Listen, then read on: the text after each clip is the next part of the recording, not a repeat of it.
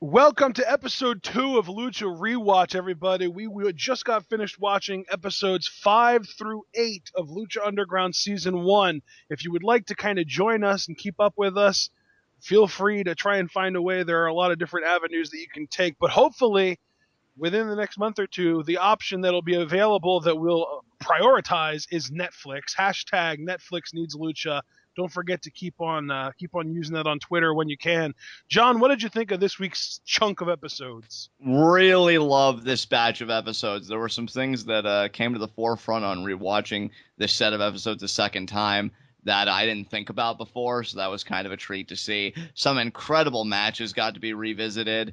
And yeah, just overall, I really enjoyed this set of episodes of Lucha Underground. Yeah, I enjoyed it too. I'll tell you right now, there wasn't quite as much sort of foreshadowing and like little hints and stuff like that at future episodes in this chunk as there were in the first chunk, but there was still definitely some.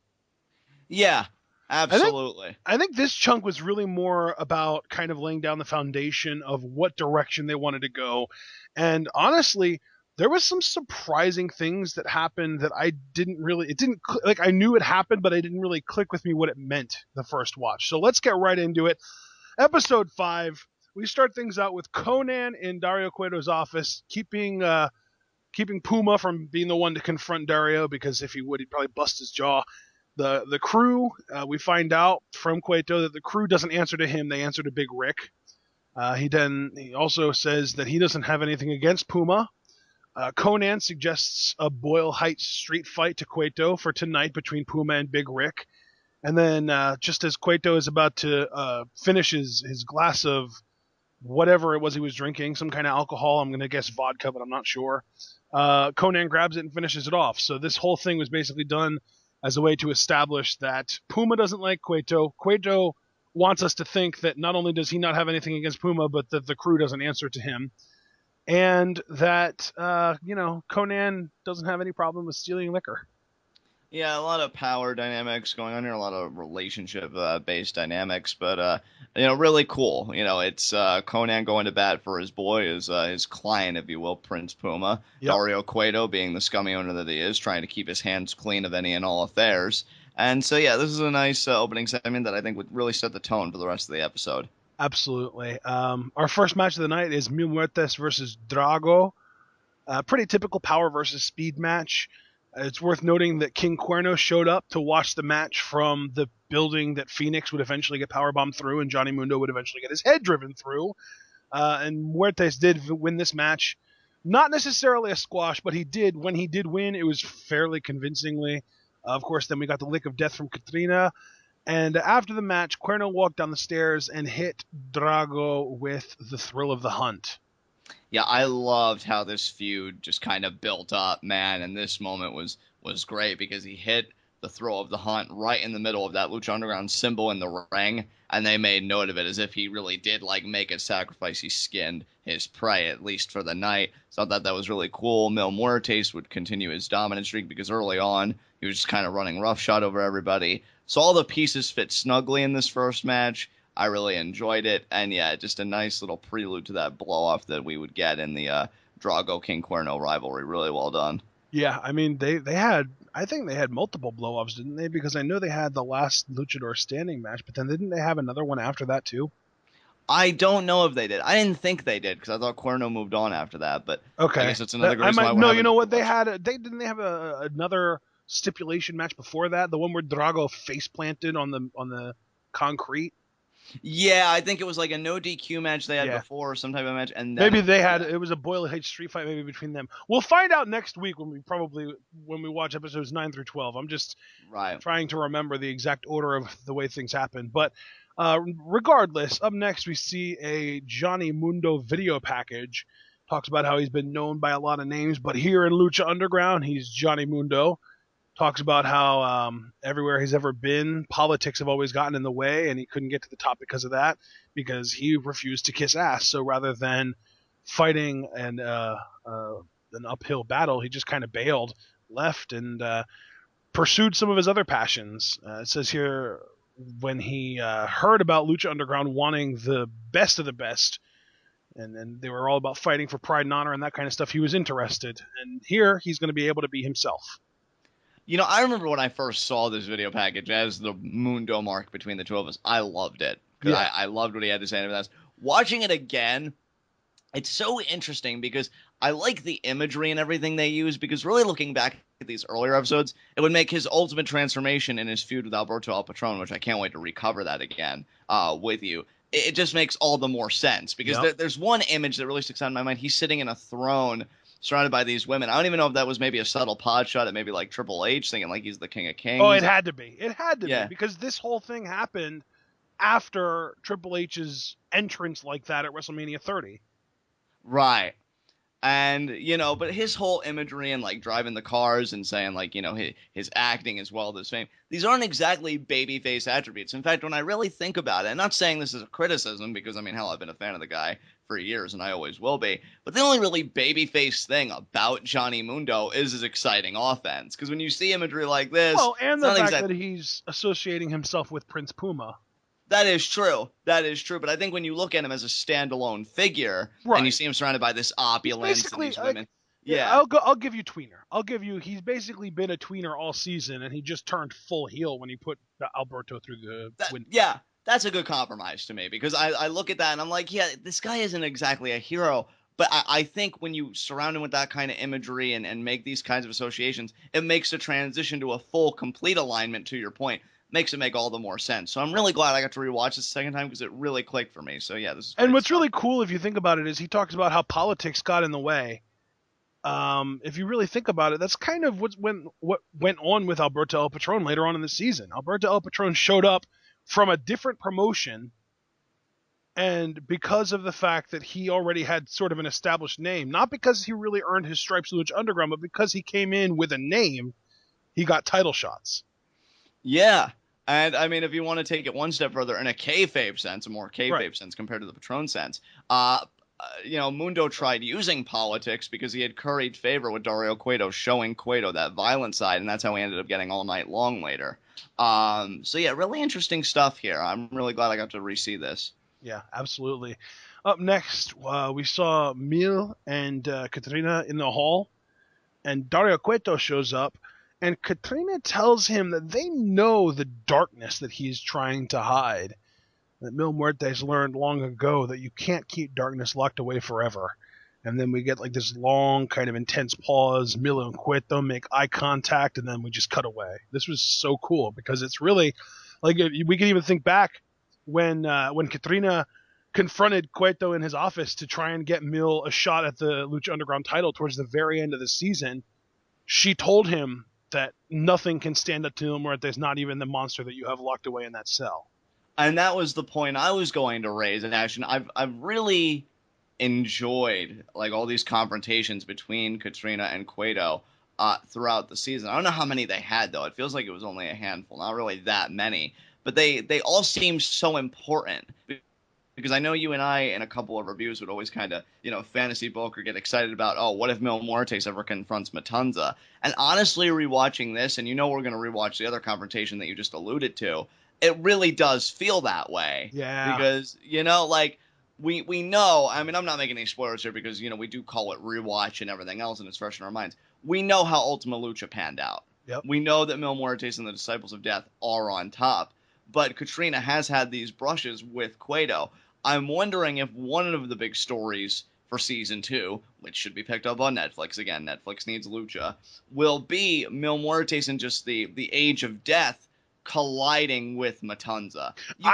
Honestly, John, I think now, obviously, Season 2 most likely probably isn't even fully written out yet, so not even the writers probably know fully what they're doing from the beginning to the end of Season 2. But what I genuinely think they're going to end up doing is turning Muertes face as the champion and having him and Matanza meet up for Ultima Lucha Season 2. I think that Muertes is going to have feuds against... I think he might end up having a little bit of a feud with King Cuerno. I'm not sure about that.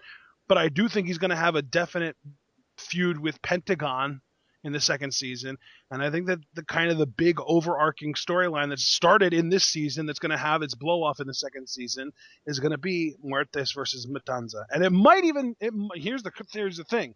It might not necessarily even be season 2. They might wait longer because I don't know how willing they are to kind of drag stuff out so that it makes the most sense possible rather than just kind of turning people on a dime. If it's Lucha Underground that I know, they'll probably wait longer to do it, but I don't know just how kind of antsy they are as far as their sort of security, meaning like if they get it, we're pretty sure they're going to get a season 2, but then what happens if they need a season 3, that kind of thing.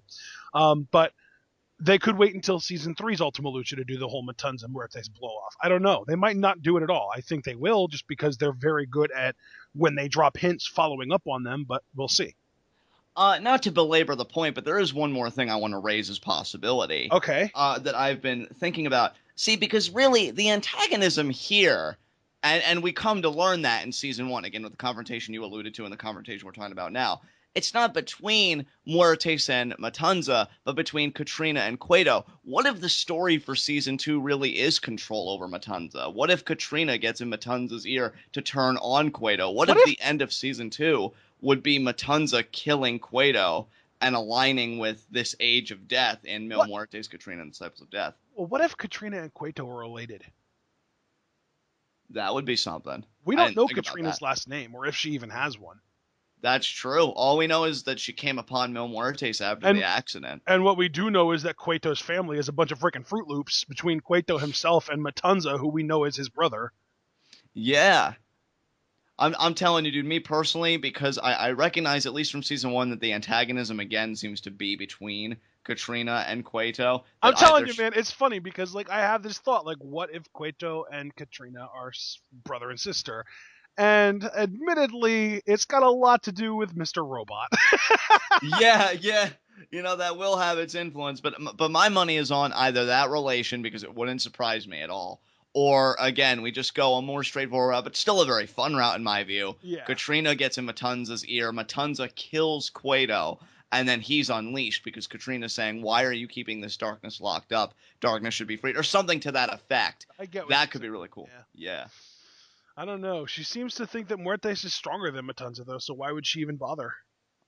I don't know. Maybe she comes the to post-resurrection Muertes. That is true. I don't know, dude. See, that's the beauty of Lucha Underground. Even when you watch something a second time, it just adds to even more discussion on a rewatch. Yeah, I don't know about that. I feel like Katrina is more likely to send Mil after Matanza than try and befriend Matanza.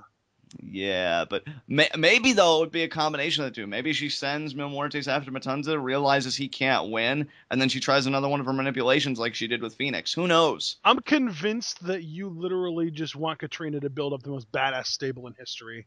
I feel like she already has. Matanza would just be gravy at this point. But yeah, great segment here, and it really did get me more intrigued, though, not only in the relationship between Katrina and Cueto, because whether it's a familial relation or there's just a pure hostility, I'm curious what the payoff to this antagonism will be if it plays out in season 2. Yeah, absolutely. Up next here we have Son of Havoc, Ivelisse by his side, taking on Mascarita, Sagrada, and this is the first time we saw Sagrada actually in this. And this is also the first time that we saw Black Lotus. She watches this match for a little bit before leaving. And as far as the match itself, Sagrada did end up winning. So good stuff there. Absolutely. Not really much to say. It was a fun match. Again, I like that with Mascarita Sagrada, they take him seriously. Like, yeah, they get their laughs, but it's genuinely competitive matches. I feel like they took him more seriously here than they did during the 10-man match that he had in episode 8. I would agree with that to a point. Because, like, in episode 8, we saw this 10-man match that was like the one of the two that'll set up for the Aztec Warfare thing. And like they were just cracking jokes left and right about Sagrada's size. Like Pentagon hits him with a lung blower. And, it's a pancreas blower. Like, oh my God, they went ham on the short jokes. Yeah, they really did. But yeah, this match is entertaining. Our first introduction, to your point, to Black Lotus. Yeah, very cool. I remember that the was what was really interesting to me because, like, when we first saw this, we were trying to figure out like who's she scouting, and as it turns out, she wasn't really scouting anyone. She was just trying to find where Matanza is. Yeah, it was a manhunt more or less. Yeah, which is so And weird too, because like, why would she show up scouting the roster herself and just kind of stand on the same, pretty much the same spot every time, and just kind of like looking through, trying to find, like, was she actually looking at each individual wrestler on the roster trying to find, like, if Matanza himself was currently wrestling, or did she know that he was locked up at this time and just wasted her time? you know, I'm not sure. Maybe she thought that he was actively wrestling or was like in plain sight and tried scouting him then. And then when she got fed up with that, when after a few weeks that wasn't bearing any fruit, she goes straight to the top with Cueto because we know that's a confrontation that's coming. Yeah, You that's know, true, because she did, like, she grabbed him. Didn't she grab? No, that was Katrina that grabbed him with the key around his neck and tried to choke him. But she grabbed him and she asked him. She told him that she was looking for Matanza, and that's kind of the point where we're just like, okay, so now we know that Matanza is this freaky guy in this jail cell. But on that same note, then why? What did she think that she was going to find him? I guess that makes sense. She thought that he would just like be out in public wrestling, and I don't know. It just well, seems well, odd to me. well. I guess in her defense, it's not even so much wrestling. I mean, we know Matunza from his actions and just kind of the buildup. He is a monstrosity. Yeah. And I think Black Lotus at the time made the assumption that, well, you can't contain a monstrosity. Certainly, it's got to be out in the open, wreaking havoc, causing suffering. And That's when she true. really didn't see that, Yeah. she must think, well, who restrained this monster? His Plus, brother. yeah, his brother exactly. And then given her hatred doesn't always make people irrational. So maybe she thought, or I should say, make them rational, and irrationally thought, well, if I just stand out here, act like one of the fans in the stands, I'm sure he'll come out. And yeah, finally she got fed up with it, and she went to Dario Cueto. So That makes sense. Okay, thank you for fixing the way that I was thinking about that. Up next, though, we add what could have been almost like a blow off match, Sexy Star and Chavo Guerrero, but it really wasn't much of a match because it really didn't take long before Sexy Star grabbed a chair and started going absolutely ham on Chavo. The ref tried to stop her, but she kicked him in the balls, and then Pentagon comes out with a chair of his own, and it seemed like for a minute there, like Pentagon and Chavo were about to team up and take Sexy down even like more brutally than before. But then Phoenix comes out and he makes the save. So this kind of all sets up for what would eventually end up being our main event for the following week: Phoenix and Sexy Star versus Chavo and Pentagon Jr. yeah, I like this segment. If for nothing else, it laid the foundation for the main event next week. To And your you know point, what else this did that I didn't even realize before, John? what's that? It established Phoenix as somebody that will go to a woman's defense if he sees one that needs it. That's true, and that's very important for later. Ashton doesn't say that without cause, guys. So that's a very good point, dude. Yeah, Uh, because we know that eventually he ends up kind of seeing Mil Muertes almost kind of threatening Katrina, and he comes out for the save, and that leads to the entire storyline. Man of a Thousand Deaths versus Man with a Thousand Lives, that ends up leading to Mil's resurrection. right. So this could have been the seed getting planted that Katrina and Mil kind of latched onto and said, okay, well, we've got our sucker. Now we just need to put the plan into action. That's great that they kind of just plant these personality traits and then just kind of sow the garden as is, with Phoenix's chivalry and whatnot. And great catch by you, by the way. Excellent stuff. I've got nothing more to add to that. That was perfect. All right. Up next. Oh, and by the way, before we move on, I do want to also kind of bring up the whole theory that we started on our last episode that Pentagon just kind of needs a hug, reaffirmed in this episode, because all he wants at this point is acceptance from Chavo. He wants somebody, anybody, to tell him that he's good, to show him respect. And, he came out here trying to kind of prove his worth to Chavo, trying to help Chavo out. And we'll see kind of how that plays out in the next episode, right? I mean, yeah, since you brought it up, I found it interesting, too. I mean, I'm not going to read too much into it, but he came out and he even seemed a bit conflicted even when he had the chair because the crowd was booing like loudly because they didn't Yeah, want and to. he cares. He cares what the crowd thinks. He really does. Absolutely, because he was looking back to them and then back to the situation, then back to them, and he had to make a choice. Pentagon Jr. Pentagon is such a super fluffy, like huggable baby face, but the crowd cheers him on when he does violent things, so that's why he does it. He's like a child, man. And I don't know if, again, this is just us kind of projecting what we'd want a character to be, or if this is the actual character. But in the case of the latter, this rewatch, and I already liked Pentagon towards the end of season 1. If you would ask me my top 5 Lucha Underground favorite performers, I would actually say that maybe he would even be number 2 behind Mundo at this point. Like, I love the stuff. Oh wow, that's awesome. Yeah, I really love the stuff that. I mean, I don't know about number 2, but he'd definitely be in my top 5 as well. Yeah, absolutely. Like, I don't want to try and put him in order, but my top 5 would be Mundo, Puma, Cuerno, Pentagon, and probably Jack Evans. Oh my, Jack Evans is so good. But yeah, with Pentagon Jr., this rewatch has made him. Although I will say Marty the Moth might have to take over Jack Evans' spot in that top 5. Yeah, dude, your boy Marty the Moth, but he's pretty awesome. Oh my God, recovering him I think will be another great part of the series. But just to finish my point, yeah, Pentagon Jr. I think with this rewatch has become an even more fascinating character on a psychological level, and I think when we get into later episodes and I'm able to talk about him more and more stuff will come to light. So really exciting times. Yeah, it's crazy too, because if you really do think about it, he is like, it really does kind of come off as he's just like this child that just wants to be loved. Like he wants friends in the roster. He wants the crowd to cheer for him. Like he does whatever they want him to do, that kind of thing. Like it's so weird to think about just how, I don't want to say adolescent, just how kind of naive his character is. Yeah. Yeah, I mean, and that really didn't even change for the season finale. No, because again, like, yeah, when you and then at the end, like Vampiro is just like, "Hey, man, I'm your master," and he's just like, "Oh my God, thank you, somebody to love me."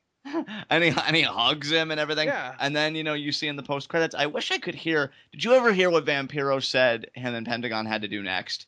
Because I never really quite caught. Maybe we'll catch it on the rewatch. Oh, you mean like in the final 5 minutes thing? Yeah. Pentagon just said, "Where are we going, Master?" And he said, "Somewhere in the shadows." Oh, okay. See, I was struggling to figure out what Vampiro said. He was either like somewhere in the shadows or like a dark place or something like that. Like they were just imagine like freaking Yu-Gi-Oh in the Shadow Realm, man. Right. Now, if you and I are on the nose about Pentagon's, mental state, his psychological makeup, if you will. Yeah. That's going to make the relationship between him and Vampiro one of the most compelling parts for me of the second season, because it Vampiro, already is. To me, that's probably between the two things that I'm most interested in season 2 are the Dark Army just dominating everything between Mill and the Disciples, and of course their sort of ringmaster Katrina, and the relationship of Pentagon Jr. and Vampiro, because that, like, to me, just on its surface, it feels like a Jedi and his sort of turning dark and his Sith Lord kind of teaching him the ways of the dark side. Right. And you gotta wonder if Vampiro will take advantage of the vulnerabilities that we seem to note in Pentagon. It's freaking Anakin Skywalker, man. It's Darth Vader all over again. Oh, man. Pentagon Jr. Oh, my God. Pentagon Jr.'s mask and paint kind of looks like a black and white version of Darth Vader. I know, dude. It just hit me. Yeah, it's crazy. Good God. All right, man. What came after this? I'm still processing, but after this, Puma versus Rick in the Boyle Heights street fight. It basically ends up being a 3-on-1 because of the crew. Mundo ends up jumping off Cueto's roof and doing his little parkour roll into a flash kick to Rick, just when things are kind of looking darkest for Puma, but it really... I mean, it was awesome, but it didn't actually do anything because Big Rick still ended up winning by putting Puma through a table.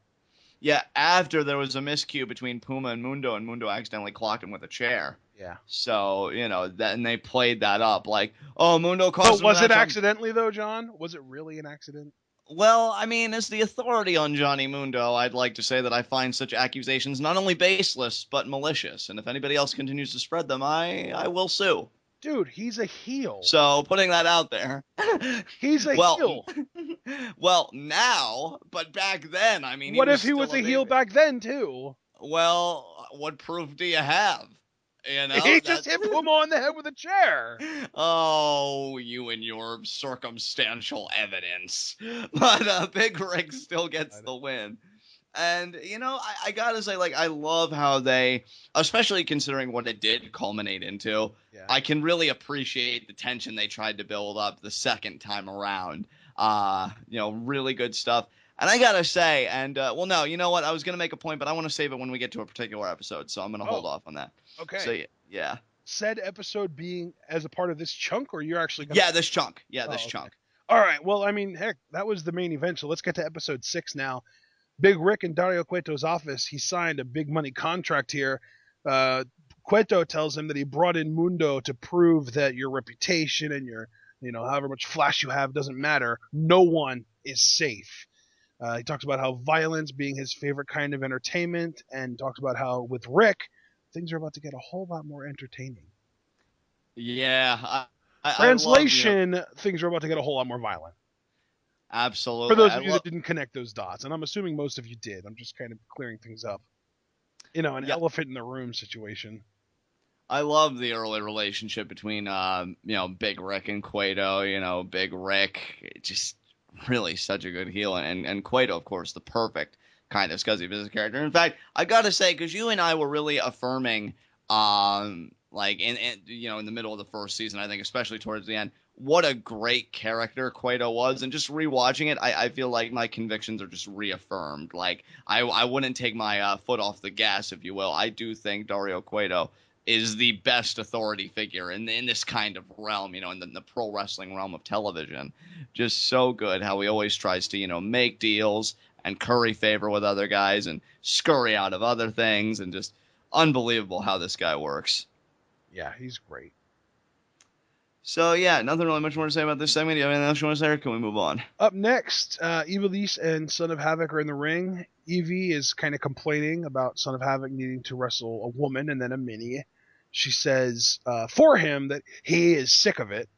And then she says that this isn't what they signed a 7-year contract for, which I thought was great because it's like, okay, we're guaranteed at least 7 years of Lucha Underground. I'm down with this.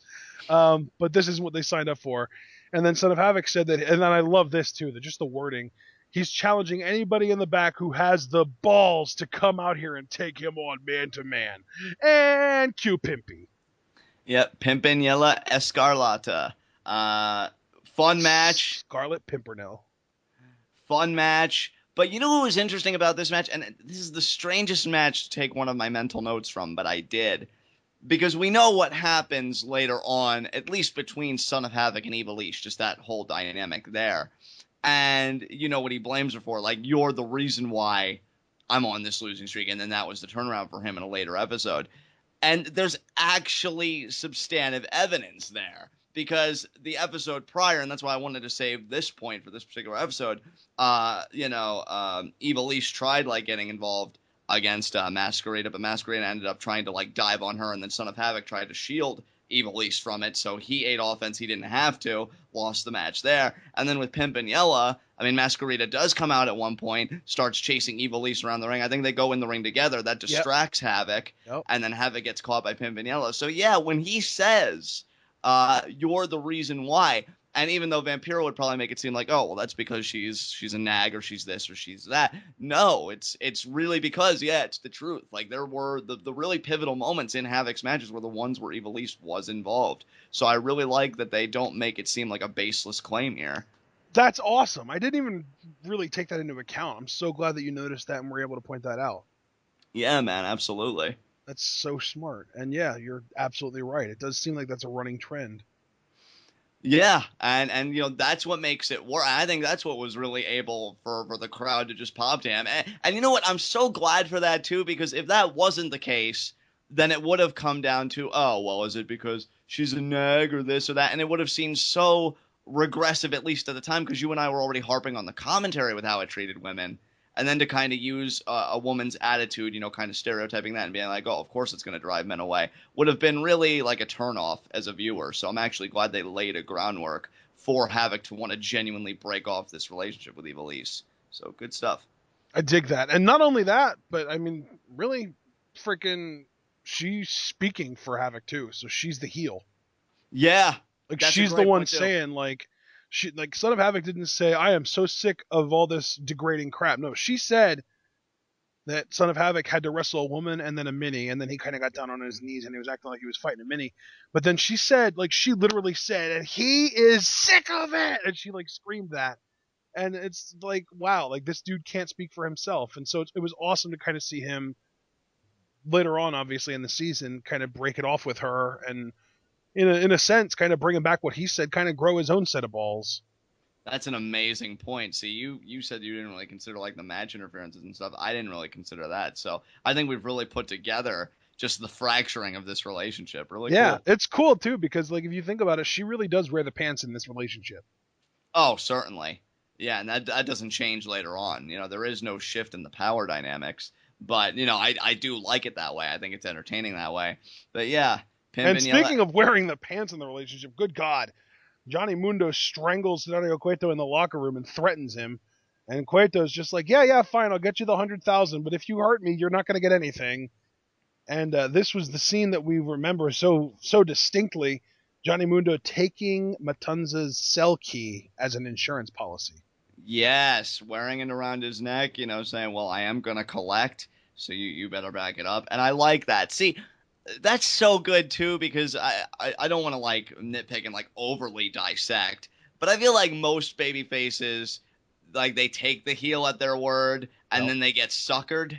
And you know what, though, dude? I think that's another sign, though, that Johnny Mundo was, at the very least, tweener, if not heel, all along. Because if you think about it, like, he puts on this smiley face, and he's all happy and go lucky when the fans are around. But in the backstage area, he is an asshole. Yeah, he's an animal, man. He's an animal. I mean, think about it here. Even though, like a few episodes prior, I think this was in our first batch, our first episode of Lucha Underground Rewatch, when he takes out the crew and like, oh, here's your password. He pretty much assaulted two guys because he wanted to get to Cueto, and like he's just itching for a fight. This is and he was. It is worth noting he was the one to throw the first strike in that. Like they were kind of standing there in a confrontational manner, and they said, "Hey, man, what's the password?" And then he said, "Here's your password," and attacked. Like they didn't strike first. Yeah, it was him. And then you figure, like, say what you will about Cueto, but I mean, I said it about Paul Heyman a little while back. I have to use the same defense for Cueto. He's not a wrestler. And then you got Johnny Mundo, like, throttling him by the throat. And then not only that, taking a personal possession of Cueto, which is pretty much theft. Yeah. I mean, really, let's be honest. He was just borrowing it, though, John. He was planning on giving it back. Actually, the better word isn't even theft. It's more like extortion, because it's like, I'm expecting this from you. There you go. I'm holding this over you. So yeah, Johnny Mundo, and I love him to death for it. In fact, I think you're inadvertently making me love him more, which I think is problematic for everyone. It is. But yeah, he's a real scumbag, and I like it though, because I mean he's fully within his rights, and everybody else who's just a loser by comparison should know better. I'm offended they breathe his air, so we've got to do something about it. Of course you are. Yeah, of course. So up next, speaking of people not deserving of breathing other people's air, Famous B is in a match against Mil Muertes. I love how you made that work on so many levels. Because Mil Muertes, yeah, he'll pull the plug so that nobody breathes anything. Yeah. Well, and the really interesting note here, first of all, this match was 1 minute and 9 seconds long.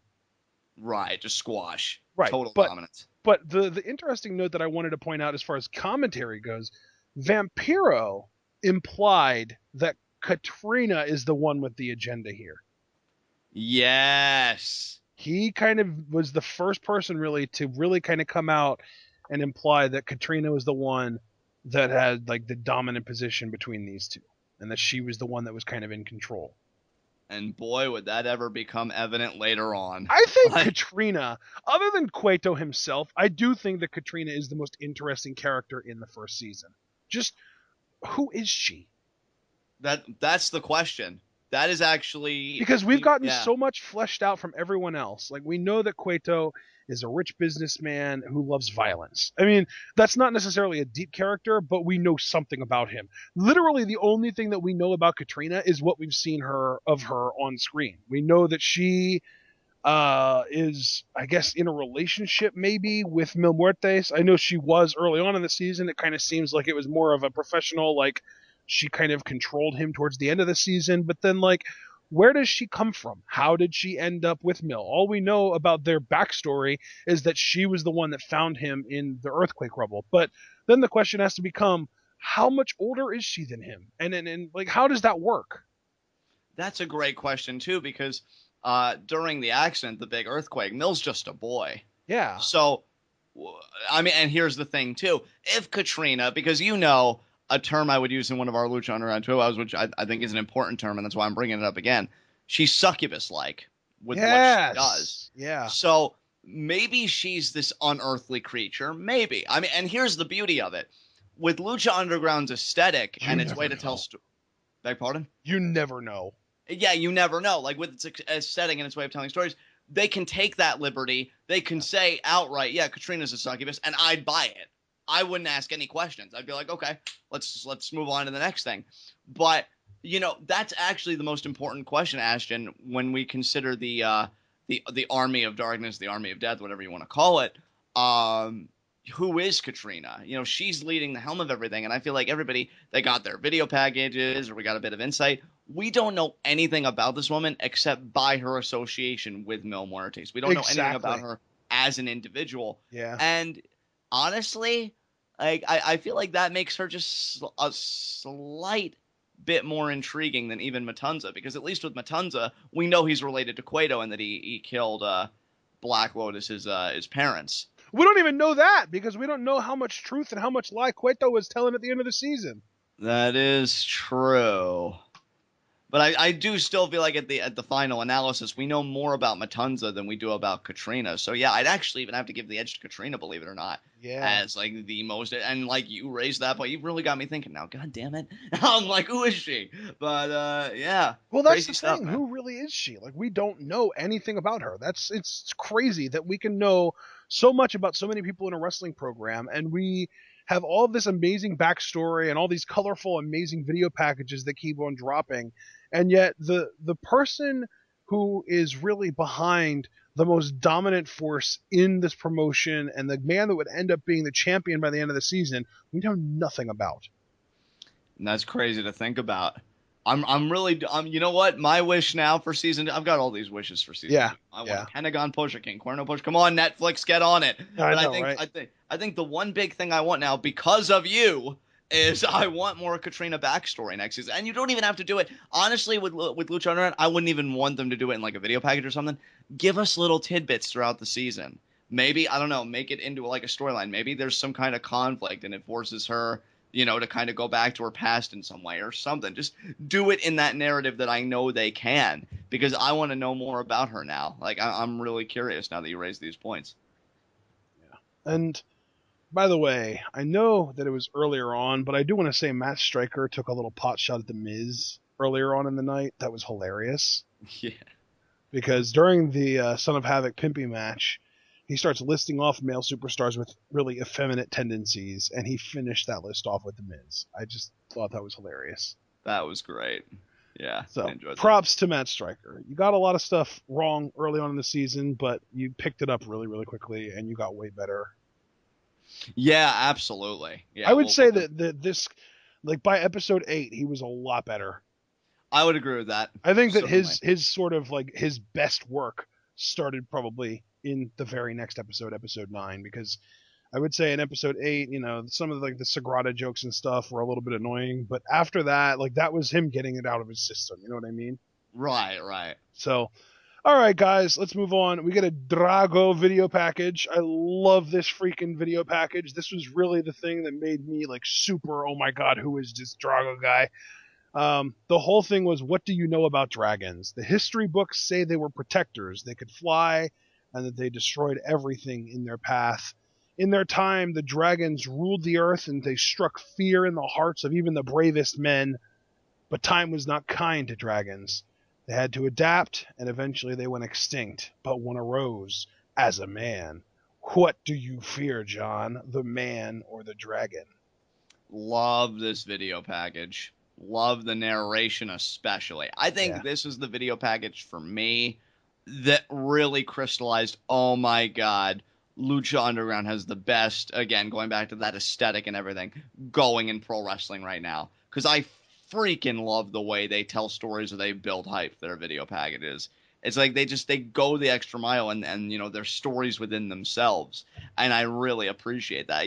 We always made we always likened Lucha Underground to Mortal Kombat throughout the first season. And to me, like, yeah, it made me think of Mortal Kombat. Reptile. Like when you learn about Reptile or Bakura as part of the Tarkatan race and all these other things, and like you get these cool videos and images. Like, yeah, I'm learning about this fighter. I'm learning about Drago, and I don't know, man. I don't freaking know. Like, just so good. I think this is really the defining point for Drago as one of the most fascinating, one of the most compelling characters of the first season, at least from the beginning, I'd say, to the middle. I'd say it kind of tapered off towards the latter half, but yeah, like Drago was really like the driving force, I think, in these early episodes, as being just so intriguing. It's funny because the feud with Hernandez really did kind of kill his momentum a little bit, but what I will say is, even despite that, he had one of the most iconic moments to finish the season off with those freaking nunchucks. I know, right? So good. So bad. And really, the poison mist that he started doing towards the end too was amazing. Really badass addition to his repertoire there. Like I love that he changed his gimmick, or not really even his gimmick, his getup, his attire as the season waned on, because like for the most part, like most of the season he was rocking this blue suit that he debuted with. But then at one point when he kind of made his amazing triumphant return, he rocked this crazy black dragon thing with the wings, and it was just amazing. And I feel like at one point he had like an orangish red thing going on too, didn't he? Yeah, he did. I don't remember what the occasion was for that, but I definitely remember that happening. I think Drago could best be summed up like he's a solid in-ring performer, but he's certainly not the best in-ring performer that well, he's has. Like I know we always talk about how Mil Muertes is the Undertaker of Lucha Underground.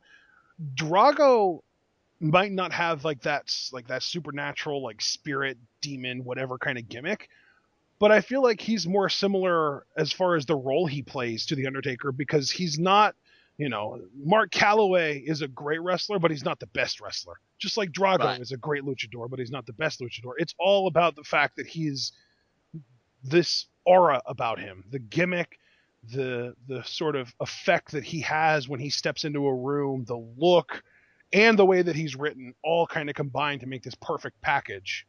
Yeah, very, very character-driven type performer, and like you said, he's got the allure with just the tongue and the attire, and everything works for Drago, and that was especially evident in these early episodes. So yeah, I mean, if there was a contest for who looked the coolest in Lucha Underground, it's a two-way race for me between Pentagon and Drago. I would completely agree with that too. Yeah. Although in season 2, if we actually get to see a little bit more of Matanza, that might change, because just from the little tiny bit that we've seen of his mask, he looks like a horrifying badass. Yeah, he does. So now we get to, speaking of Drago, his match with Cuerno. This is, I believe, this was their second. Was it their second match or their first? This was their second match. Yeah, because their first match was episode 4. Right.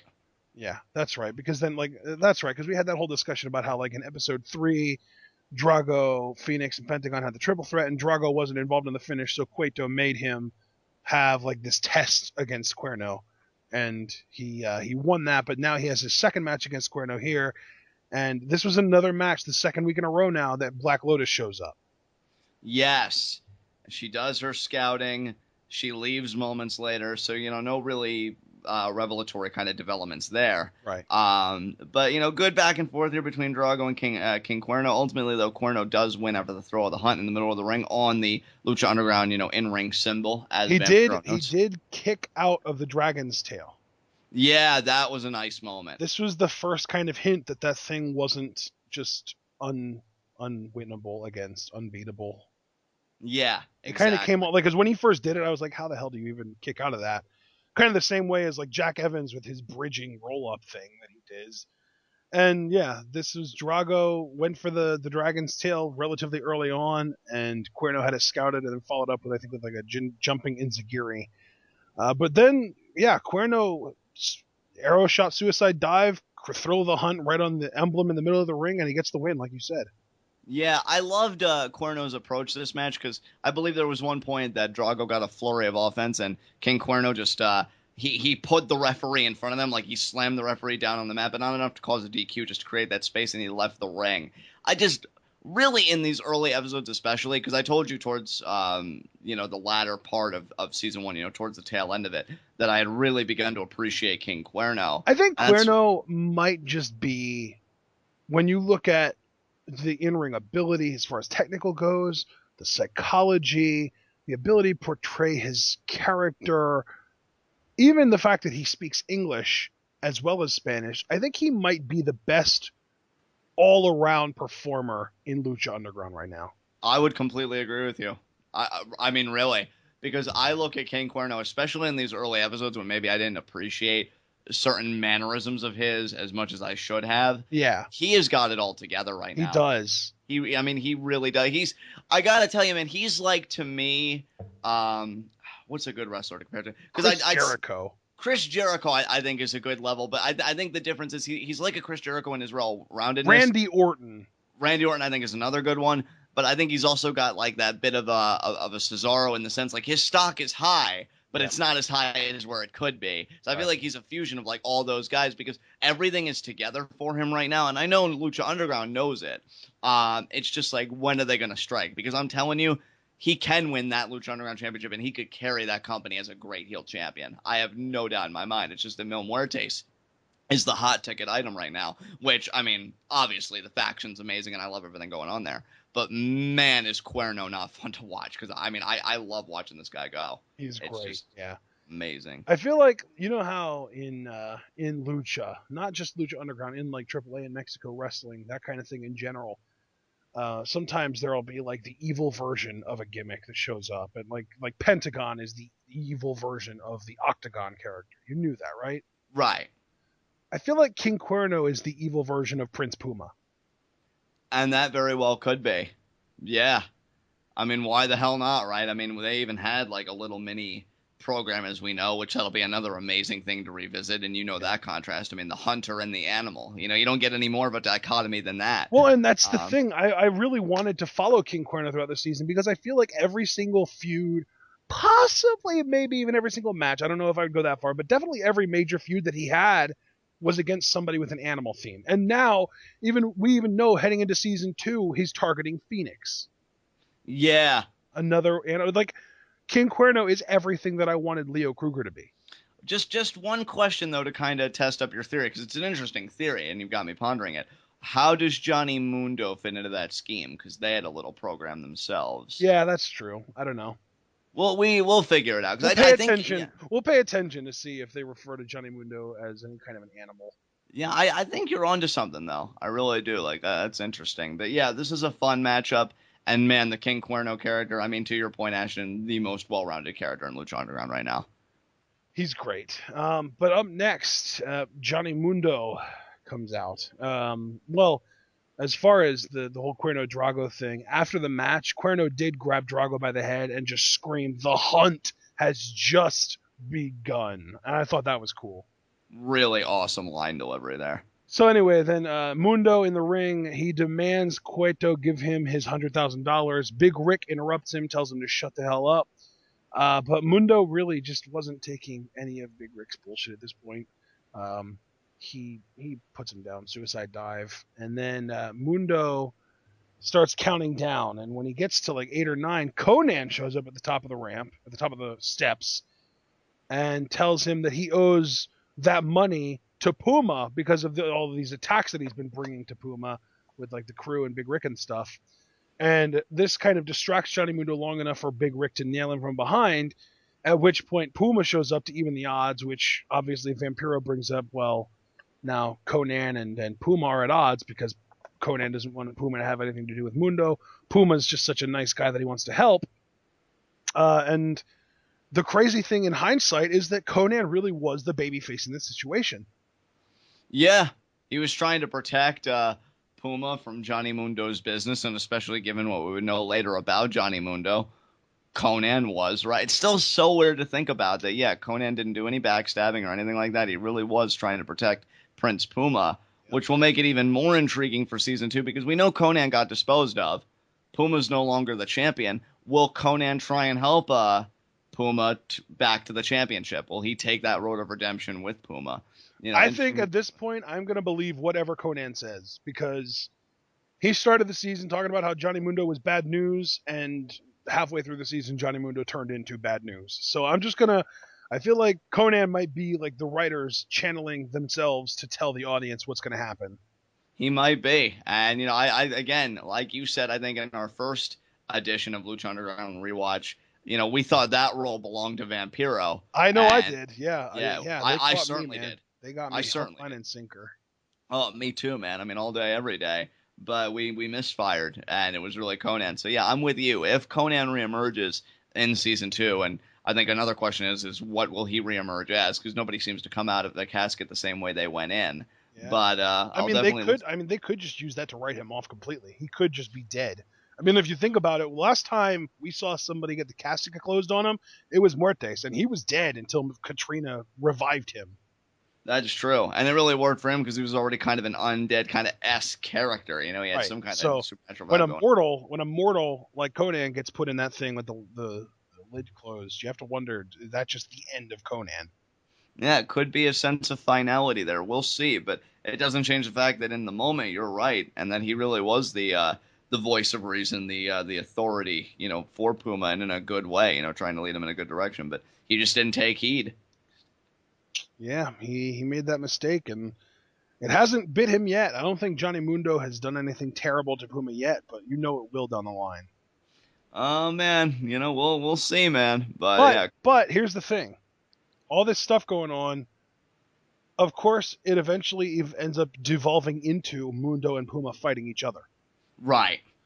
And that's around the time that Cueto comes out with the briefcase and sets up the big triple threat ladder match that would happen the following week. That was amazing.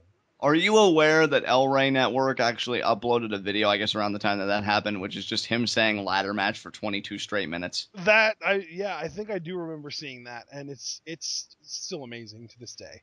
Because when I YouTube that and I saw that somebody did it, I'm like, oh, that's cool. But then when I saw that it was El Rey, yeah.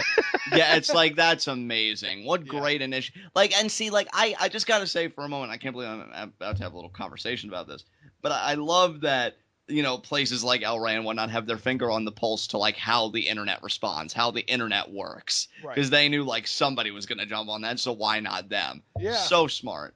So smart, man. Absolutely. So we get that triple threat set for the following week, and then we get our main event, Phoenix and Sexy Star versus Chavo and Pentagon Jr. I didn't really catch any kind of, under the radar things in this match that might have further implications.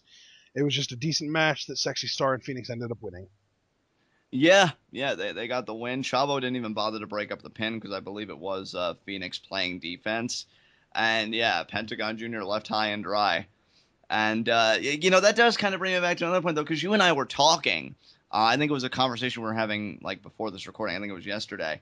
And during the whole segment where Pentagon Jr. actually does kind of run in to save Chavo with the chair, I said, Ashton, really rewatching these, and from what you and I both recollect, Chavo was a pretty integral part of this first season, more than I originally gave him credit for. Yep. Yeah. So, very interesting. And that conversation will continue when we, continue these episodes. But I just wanted to bring that up here because, I find it interesting how many storylines he was either indirectly or directly a part of. Right. Well, I mean, let's just kind of backtrack. Okay. We know he was the first ever match against Blue Demon, right? Right. He eventually would be the cause of Blue Demon turning heel. Yes. So right there, he had a direct influence on one of the main event matches of Ultima Lucha, the semi-main event, if we're being honest. Yeah. Right? Absolutely. Okay. He's the reason Mil Muertes got brought into Lucha Underground. Yes. Because I don't know if you remember, but it was episode 1. The second half of episode 1, Cueto approached him in the locker room and said, man, I was hoping that you would be able to retire Blue Demon, and because you were unable to do that, now I have to bring in some help who will be facing Blue Demon next week, and hopefully that person will be able to get the job done.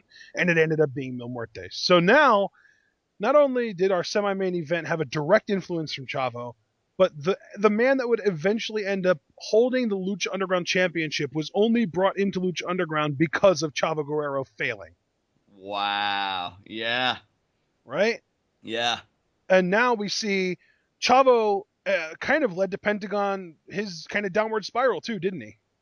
Yeah, because, there is some kind of betrayal, some kind of moment that happens, And I remember like a week or two after, like Pentagon comes out and he cuts his promo about how Chavo is a coward. And I think that was the first reference Pentagon makes to his master, because he was looking for somebody to like be taught under their wing and under their learning tree, if you will. Chavo wasn't the guy, but he found the man. And so, yeah, because Chavo. And so again, though, yeah. it comes back to Pentagon wanting a friend, and Chavo, he thought that he found one, and then Chavo just like, okay, I'm going into business for myself.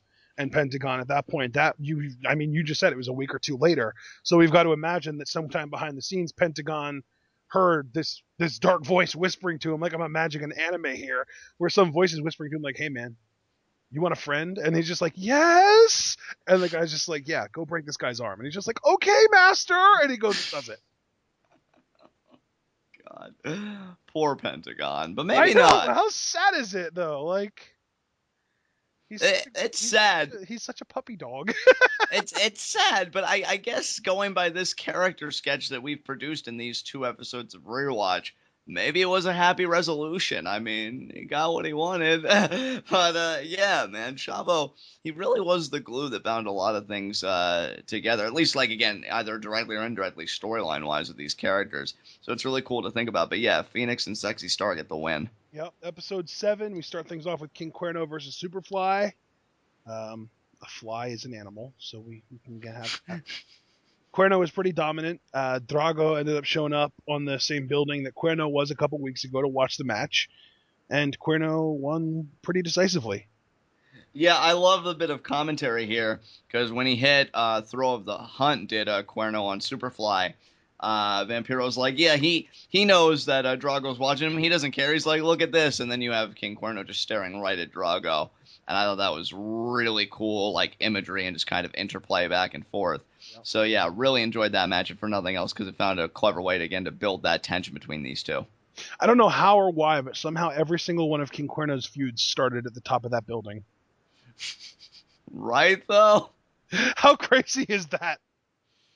King Cuerno's probably just like, who's on my turf? And then he looks really, like, he had three really prominent full-on feuds, not just like, oh, he's going after the title, so he's going to have to fight Puma. That wasn't really a feud. His 3 real feuds were Drago, which, I mean, granted, he had a match with him, but that feud started when he was chilling out the top of that building watching Drago's match.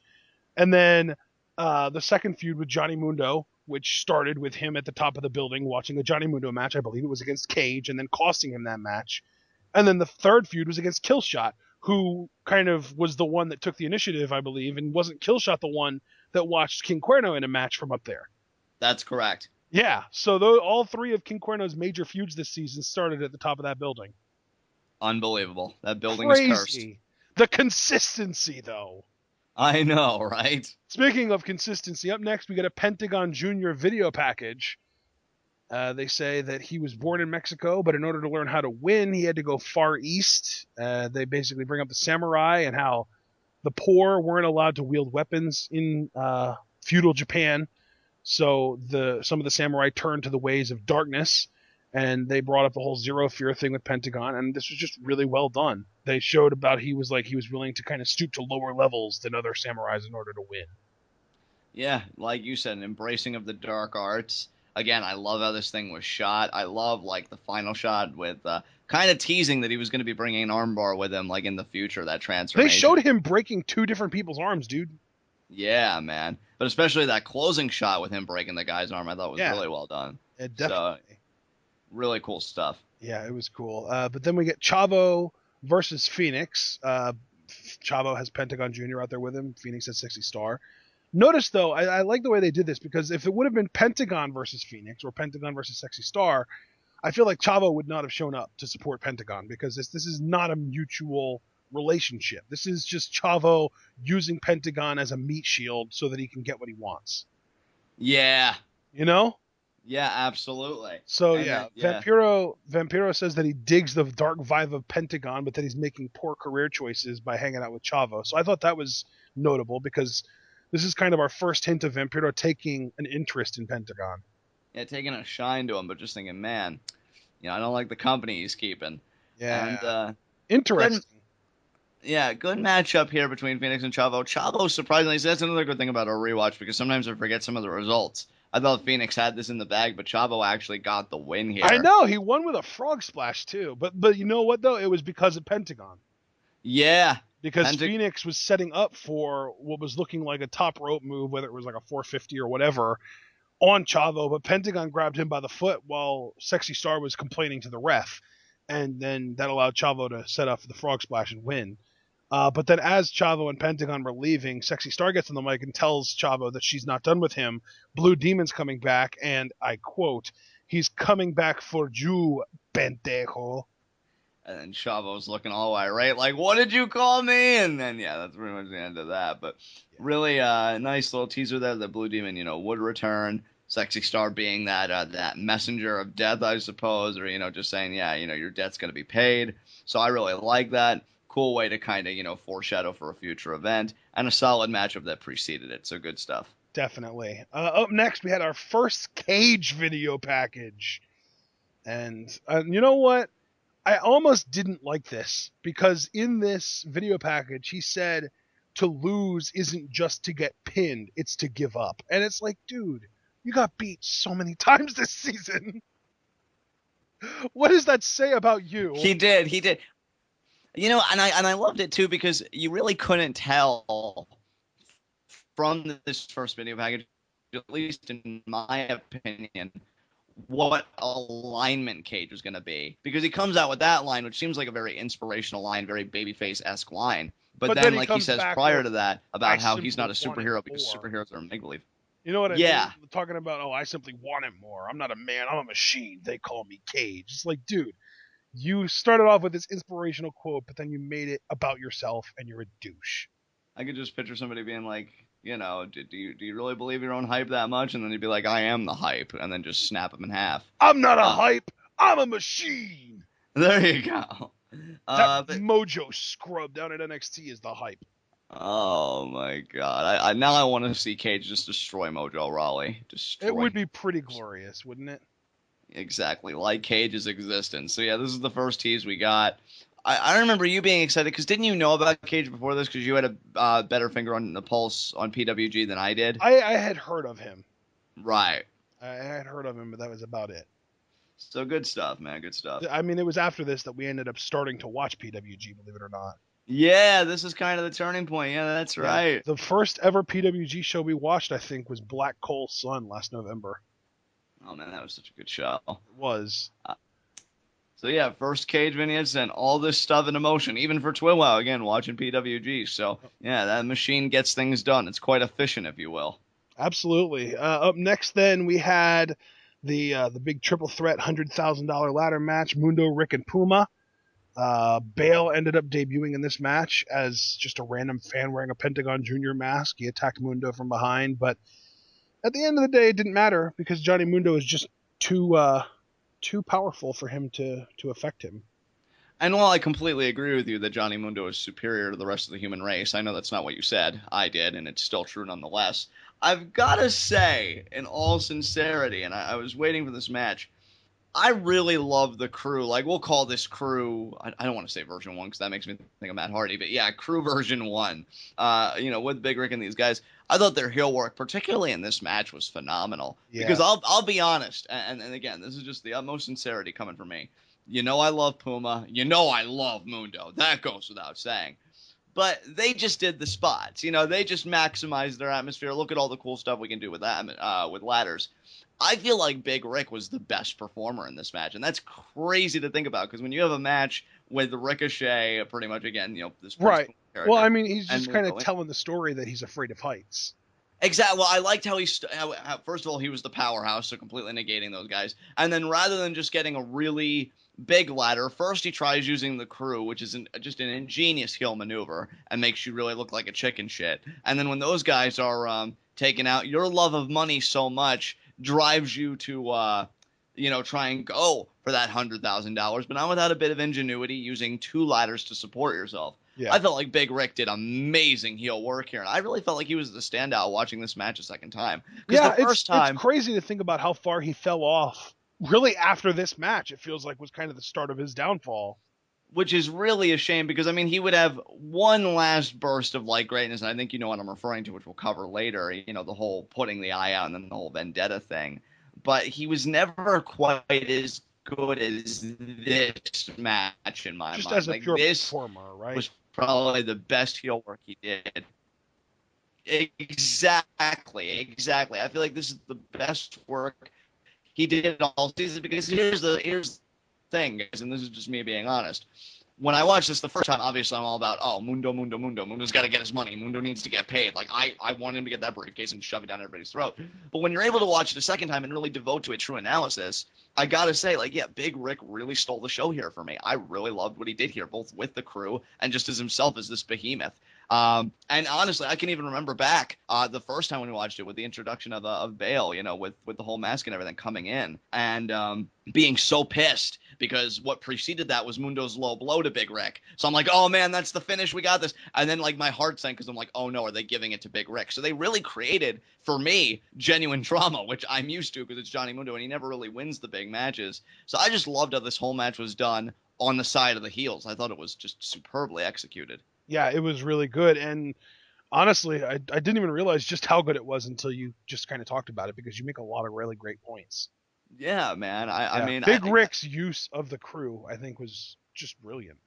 yeah, you know, and it's a shame, Ashton, because and I don't say this negatively, but I think a lot of people will overlook Big Rick's performance Yeah. because they'll be thinking, oh, look at what Prince Puma did, and look at the sequence between him and Mundo, Well, which is understandable because I did that the first viewing. right, but then like already, if you want to talk about just the 7-way Gift of the Gods match, a lot of people were talking about how that match would have been so much better if Big Rick wasn't in it. But I feel like he adds an element that no other luchador company is going to bring.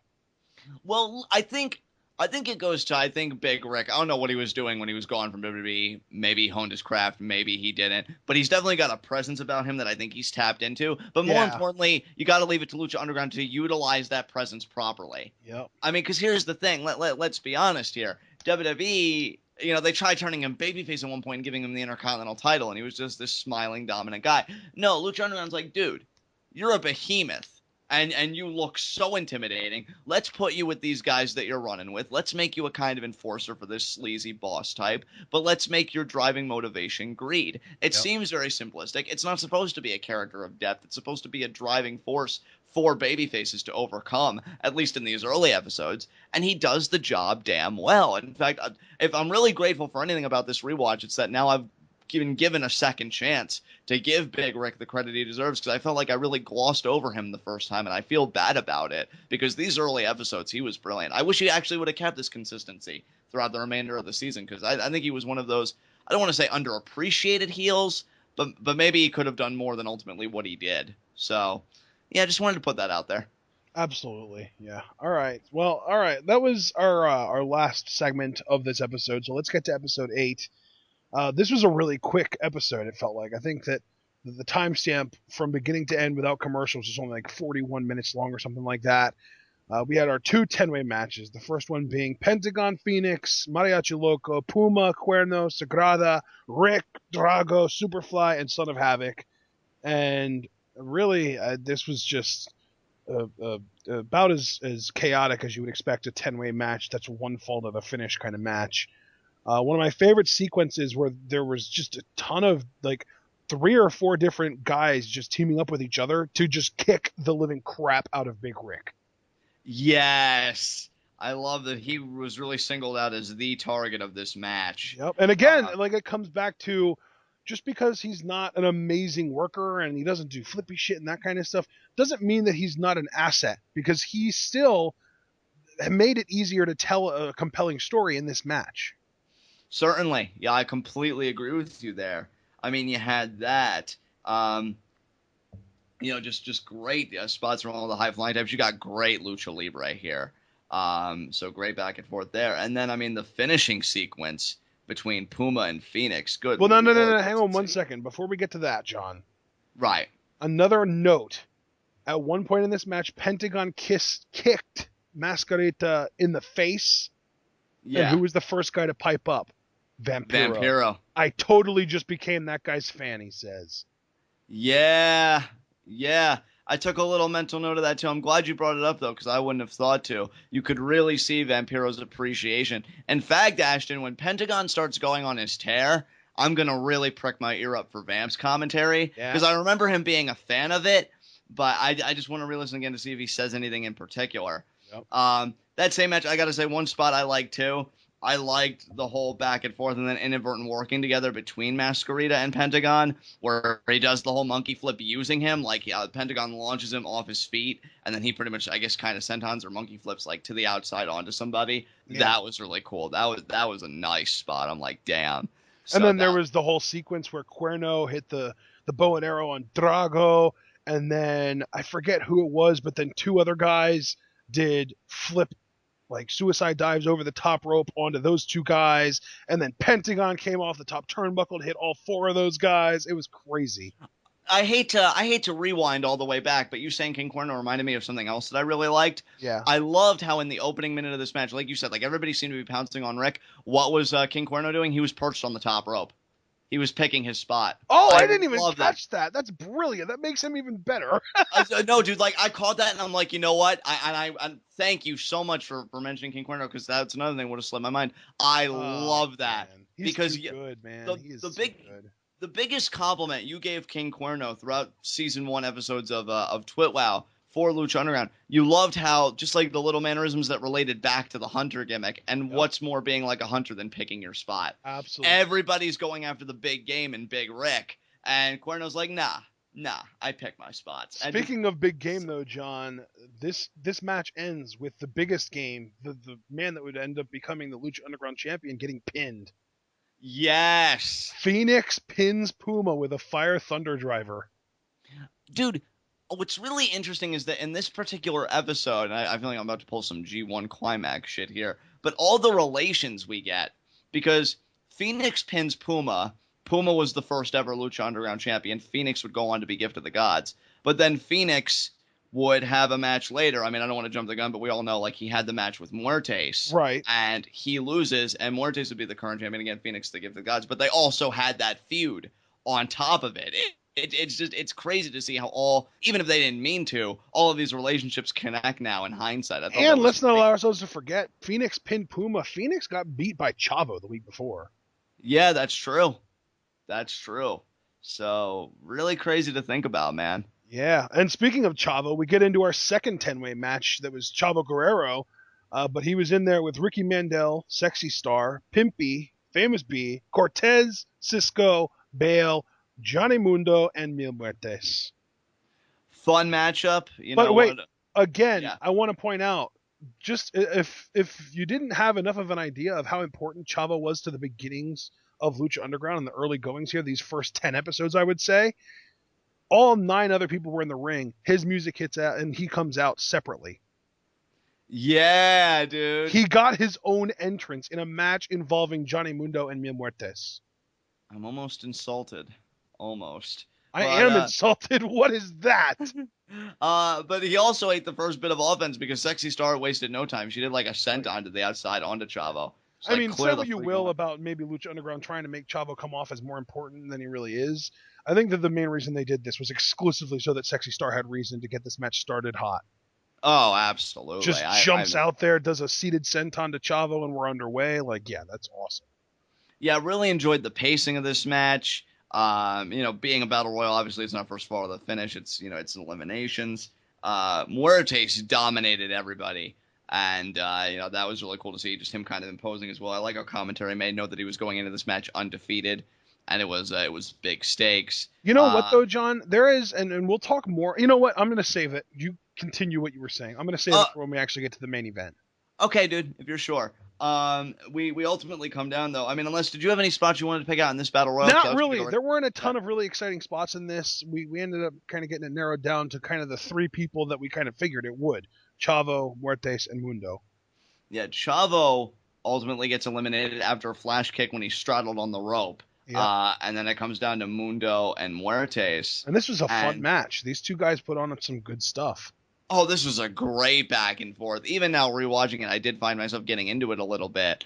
But ultimately, Mundo would fall to Muertes. And I like this, too, because Muertes still looked strong. and they went out of their way to protect Mundo because it's all because he missed End of the World. In fact, Vampiro even says had he just had a bigger sense of urgency and went for the elimination when he was supposed to, he would have won, but Muertes capitalized. So yeah, Lucha Underground, man, they really knew how to build and protect talent this season. Just absolutely phenomenal. So That's great. Yeah, Muertes got the win. So then, dude, I mean, is there anything you want to say though before we move on? No, Muertes gets the win, and then Cueto comes out to announce that Aztec Warfare would be happening on their next show. He tells Muertes and Phoenix that their night is not over because they still have to fight each other. Tells them that they would have unique opportunities and that the winner would get a unique opportunity to come out last.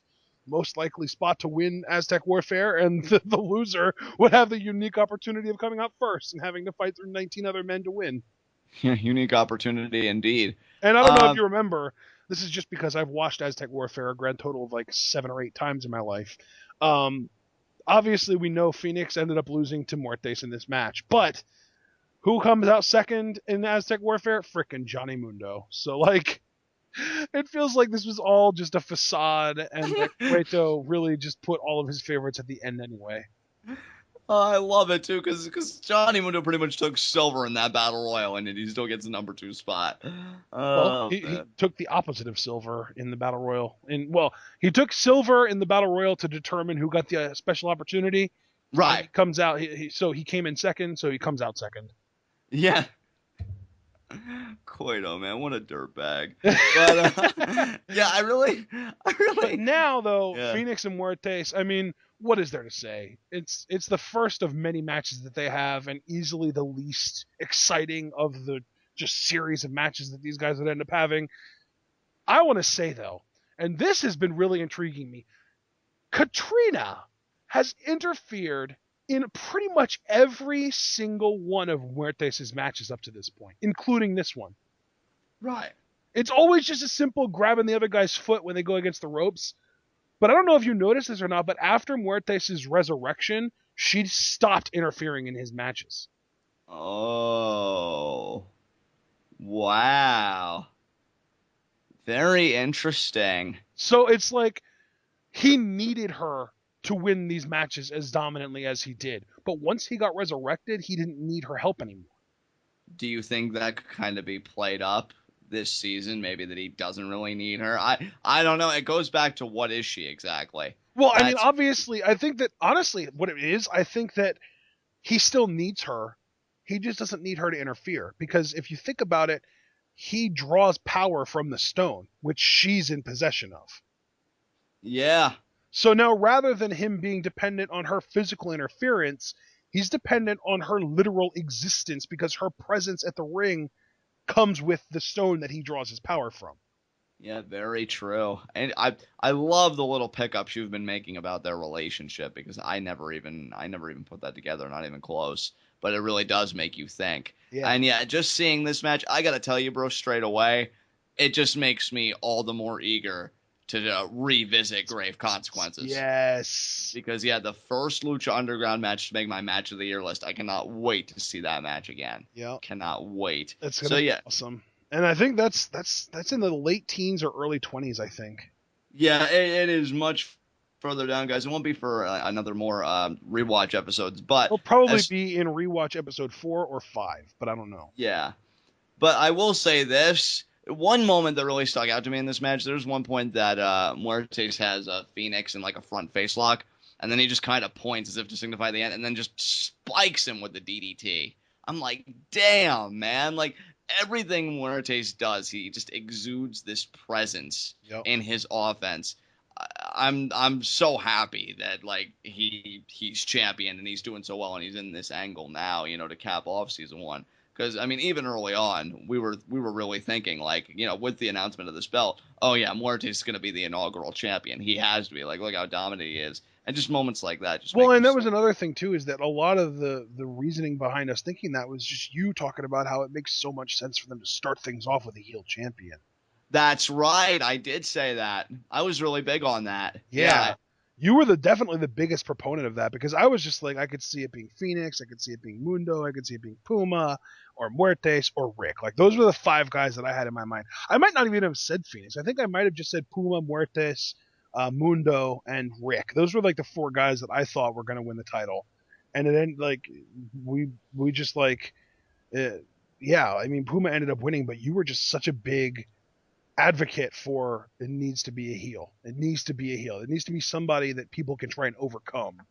Yeah, and I mean, who better to overcome than Mil Muertes? And really, we are on that path now. It just took a little later than I expected. And it helped them, too, that they did it the way they did it, because now Puma is a freaking star.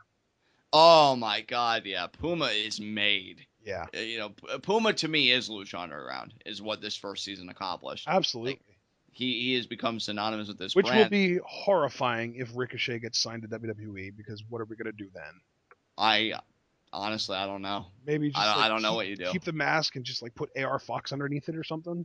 Maybe. That could. Because we've got to get somebody that can do ridiculous high flying stuff like that. I don't know. Yeah, I mean, you just can't. There'd be too many questions. Like, where is Puma? Maybe that's why that they've been hesitant to give like too much of a backstory, save for the really early episodes, but not really go too deep on that level. Well, he hasn't even spoken a word. Like, even the one time they were hyping like your champion's going to speak for the first time, he still didn't get a word out.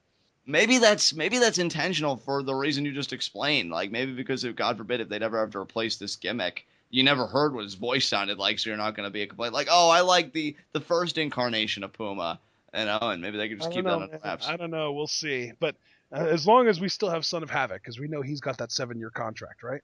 Yeah, absolutely. And his star is really getting ready to burn bright, as we'll get later in this season. Can't wait. Absolutely. So here we go. We get the whole Phoenix Muertes thing. Muertes wins with the flatliner, but then backstage, Dario Cueto in the jail cell area with Matanza, with the championship. He says that the gold on this title is from the 7 Aztec tribes. It's priceless. It's powerful, but I can't let you touch it, because I know how you like to destroy pretty things.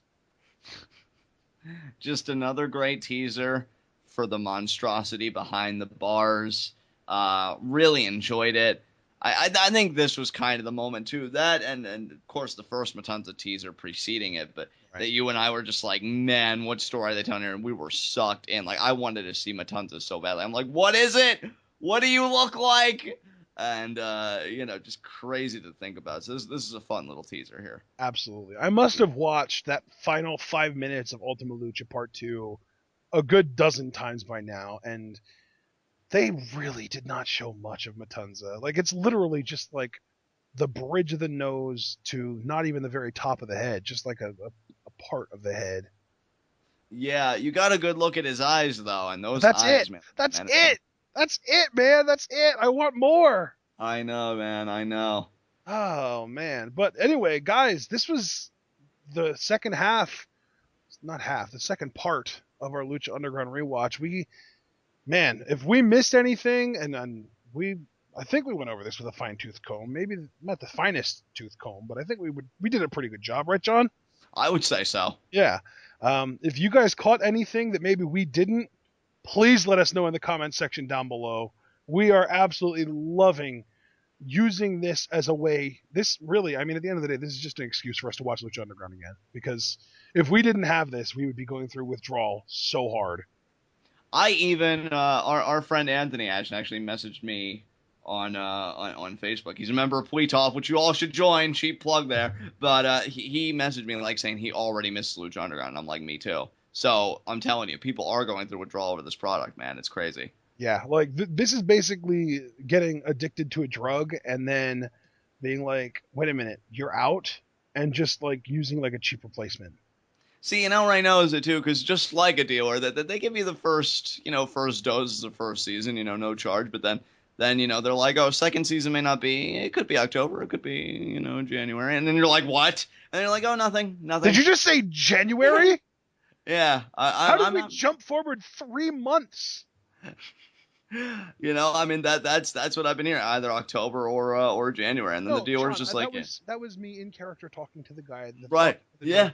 Yeah, and then the dealer's just like, yeah, well, I'll be seeing you around regardless, and they know we'll be there. Yeah, because we're pathetic. We'll just keep on trying. We'll just keep on trying to fill that empty void that first dose gave us, and I'll just be licking the floor for whatever remnants of Lucha Underground, that first fix that I got, and then just be in the corner, it's fine.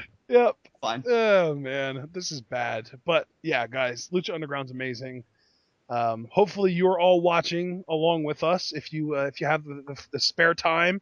If not, hopefully we're doing a good enough job of kind of covering everything and condensing 4 hours down into like an hour and a half of discussion. Hopefully we can do that for you, and hopefully it's helpful. But at the end of the day, what this really all comes down to is hashtag Netflix needs Lucha. Am I right?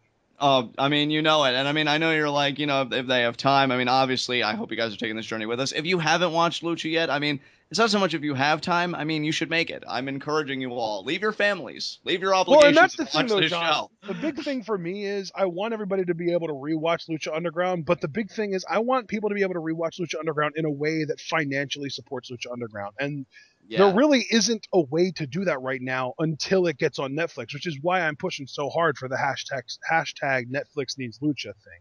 Yeah, please, Netflix, pick it up. Yeah, because like Seriously. if you go to like Daily Motion or like Watch Wrestling dot whatever, that kind of stuff, you'll be able to watch it, and it's great because you're actually able to consume that Lucha Underground goodness. But it's not necessarily in a way that actually supports Lucha Underground themselves, other than just you being able to know how great it is, so that you can go blabbering to all of your friends about how amazing it is. Now they need to watch it. But then again, even if they do try to start watching it, what good is that doing if they're doing it the same way you did in the way that doesn't actually support Lucha Underground? So it's just kind of an endless cycle, and we're kind of guilty of it too, because again, there's no other way to get your hands on Lucha Underground for binge consumption. So hashtag Netflix needs Lucha. Let's get this freaking going, guys. It's long overdue at this point. I was hoping that the announcement would be made like the Thursday after Ultima Lucha Part 2. Like, hey guys, we got a Netflix deal. Rewatch episode 1 now.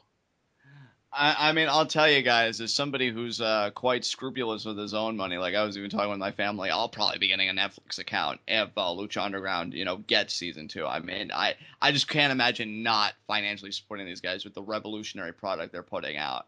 Because it's and funny. It really is revolutionary, and it's one of those things where people will say like, oh, Lucha Underground's too small to be revolutionary, which I find ironic because people said the same thing about ECW. Yeah, guys, ECW was too small to be revolutionary, and yet it still revolutionized the business. Yeah, it left an indelible mark on it. Like whenever anybody thinks about hardcore wrestling done No, right, John, if it wasn't for ECW, we never would have gotten an Attitude Era. That's true. Yeah. I mean, ECW forced the WWF to really up their game and just everything else, competition. No, WCW forced WWF to up their game. WWF and Vince McMahon stole their ideas from ECW that we know now as the Attitude Era. Yeah. Because ECW was just this edgier kind of program. Yeah. Just like I feel like Lucha Underground is this edgier type of program. Guys, I mean, as a guy that loves a lot of shows, and I don't have cable, so I have to watch a lot of stuff computer based. I read plenty of articles of people lamenting, man, I love that show, or I did that. You gotta support your shows, because I don't want freaking alphas, man. Yeah, dude, I know Hannibal for me most recently. Freaking, I gotta wait for Hannibal's to hopefully get picked up on Netflix or something. Yeah, so I've been there. I don't want to be there again with Lucha Underground because you and I have been watching pro wrestling, I think, combined well over 20 years, maybe even into the 30s if you do the math. I'm not sure. But well, it's been what, like 13, 14 years for you? Yeah. And it's been 17 years for me. So, yeah, 30 years almost on the dot. Yeah, between us. And in those 30 years between us, there's never been a product like this. Yeah. And I don't want to have to come on to Skype with you and lament, oh, man, Ashton, do you remember Lucha Underground? And then you have to stop me because it's reopening too many wounds for you to handle. And vice versa. I am emotionally vulnerable like that. Yeah, exactly. So, like, I don't want to have that conversation with you guys. I don't want to be one of those guys commenting on an article, oh, I'll remember all night long or this and that. No, because I want more. Yes. So we got to support them any way we can. It's not a want, it's a need. Exactly. Like, you did this, damn it. So now you followed through on it. And Netflix, so help me, give yourself Lucha Underground. Yeah, you won't again, regret it's like that throwback to the fact that it's like a freaking drug, man. It is, but I'm telling you, I mean, when I come on here and I say I would get a Netflix account solely for Lucha Underground. Yeah. Well, and that's the thing, too. It's cheaper than the WWE Network, and it's a better product by a mile. Oh, my God, yes. Are you kidding me? Like, nobody else is doing what Lucha Underground is doing right now. And honestly, like, I You feel said right so. now, no one else has ever done what Lucha Underground is doing. Like, I, the closest thing ever to me would be like a Wrestling Society X, and they were nowhere near as well written and have nearly as talented of a roster as Lucha Underground has. Now, there were a lot of guys that Lucha Underground and Wrestling Society X have in common, like Vampiro and back then I think he went by Ricky Banderas, now Mil Muertes, aka El Macias. I think Jack Evans was in Wrestling Society X. Like, they had a good roster, but you look at the writing and the roster and just everything about Lucha Underground, it's second to none. And again, I say Wrestling Society X is the closest thing, but that's just because they went for like that backstreet lucha, not lucha, that backstreet like underground style that Lucha Underground has fully captured now with the Temple. which I mean, guys, I love everything about this show. Yeah. I would really have to think on it for probably a long time to produce anything I really dislike about this show, and I don't think I could produce an intense dislike. Maybe a nitpick at best, but when that's, the best you can come up with, this show is doing something right. And we've got to get out there. I'm not even just talking monetary support. If you can't do that, I fully understand. I'm in a similar boat. But make your voice heard. Let Netflix know. Pick up Lucha Underground. Write to them, tweet to them, whatever. This is too good a show to lose. I don't want this to be another statistic in shows long gone by that could have been. I want this to be that it was, and it was amazing, and it was glorious. Yeah. So let's get out there, guys. Let's do whatever we can, whether monetary, non-monetary, whatever. Support is support, and Lucha Underground needs it more than ever, and we have the ability to provide it. So Netflix. And you know what? Not only just kind of hashtag Netflix needs Lucha, but if you can get into contact with Netflix, whether it's customer service or anything like that, just to tell them that you think that Lucha Underground would be a good fit and that you want to be able to binge watch it and that you can't think of any other way to do it, because they take customer requests like that. Like, obviously, it's not going to be like one person requests something and they're going to take it, but if they get enough tweets and emails and messages and all this stuff, if they see that there's enough of a groundswell, they will get into the negotiating room with Lucha Underground. We have power in our numbers, guys. I mean, we've seen it all throughout history for many big causes. And quite frankly, I wish that bigger channels would be doing this too. Yeah, I'm talking about like, and I have, a limited amount of respect for guys like Bruce Blitz and Sean's View and like the big, like dozens of thousands, if not hundreds of thousands of subscriber channels out there. I wish they would be doing this kind of stuff. I wish they would be talking about how great Lucha Underground is and was and mostly is, because it's going to keep going. And really just pushing it on people and telling them, like, if you enjoyed this show as much as I did, tell people about it. Tell Netflix about how great it is. Everything. But you know what? I think that for what we're trying to do, I think we're doing a pretty good job. I think we're doing the best we can, and that's all I ask everybody listening to do.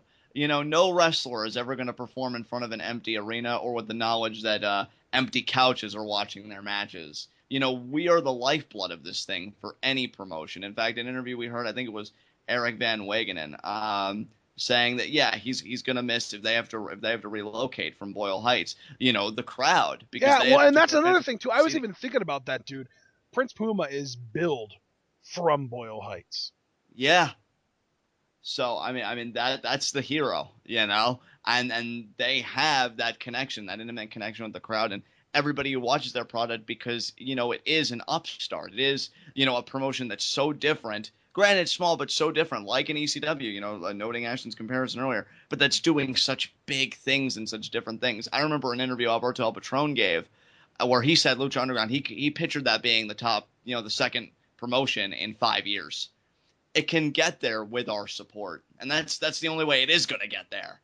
So I'm just hoping Netflix picks up Lucha, and I'm hoping that we can all just do the very best that we can, because that's all anybody can ask of anybody else. So. Absolutely. All right, guys. Well, that being said, man, this was a longer one, about an hour and a half. We're going to close this out. We will see you all for our NXT review, but if you're only here for the Lucha, we'll see you next week for episode 3 of Lucha Rewatch.